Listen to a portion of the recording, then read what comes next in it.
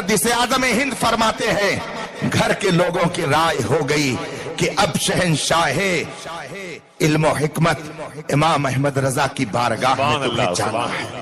हुजूर मुहद्दिस आज़म फरमाते हैं, घर का मशवरा हुआ, फारिग हो चुका था, मगर अब चला मैं बरेली इमाम अहमद रजा की बारगाह में पहुंचा।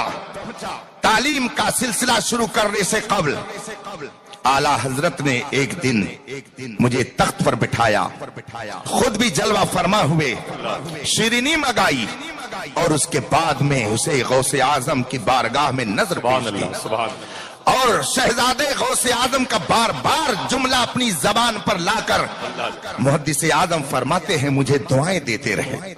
उसके बाद शीरीनी जब तकसीम होने लगी, मैं बैठा ही था तख्त पर, लोग भी शीरनी ले रहे थे।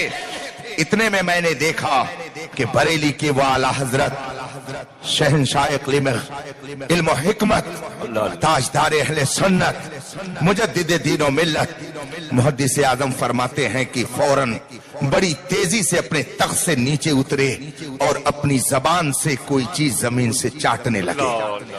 मैंने पूछा, हुजूर ये क्या?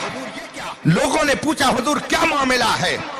आला हजरत ने फरमाया, जो शीरनी तकसीम कर रहे थे उनकी बेतवज्जुही से एक टुकड़ा जमीन पर गिर गया था।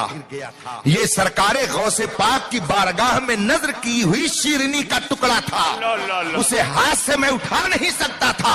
एहतराम गौसियत ने पुकारा कि जबान से चाट ले, इसकी बरकत से जबान भी पाकीज़ा हो जाएगी। हुजूर मुहद्दिस आज़म हिंद फरमाते हैं, निस्बत का ये एहतराम मैंने इमाम अहमद रजा की बारगाह में जब देखा तो मुझे समझ में आ गया कि ऐसे ही कोई आला हजरत नहीं बनता है। निस्बतों का एहतराम अगर कोई सीखे तो इमाम अहमद रजा की बारगाह से सीखे।